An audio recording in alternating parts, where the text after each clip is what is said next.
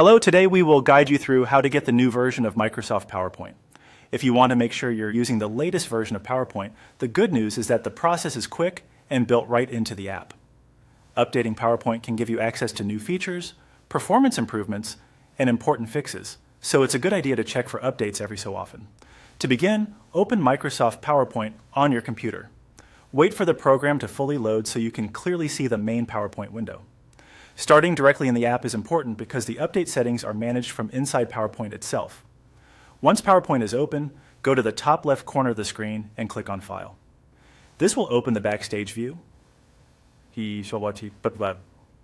where you can access a range of settings and account options for the program. If you don't usually use this menu, take your time here. It's the area where Microsoft places many of the administrative and APP management tools. Next, look toward the bottom left side of the screen and click on Account. This section shows information about your Microsoft Office or Microsoft 365 installation, including licensing details, connected services, and update controls. This is the key place to check whether your version of PowerPoint is current. After that, find and click the Update Options button. When you select it, a small menu should appear with available update actions. This menu lets you manage how Office apps receive updates, and it's where you can manually trigger the process instead of waiting for it to happen automatically in the background.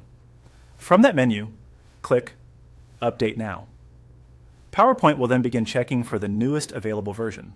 If an update is available, Microsoft Office will start downloading and installing it. Depending on your internet speed and the size of the update, this may take a few minutes. During this time, it's best to keep PowerPoint open and avoid shutting down your computer until the update is complete. Once the update finishes, you may be prompted to restart PowerPoint so the new version can be applied properly. If that happens, simply close and reopen the app. And that's it. By following these steps, you can manually update Microsoft PowerPoint and make sure you're using the newest version available on your device.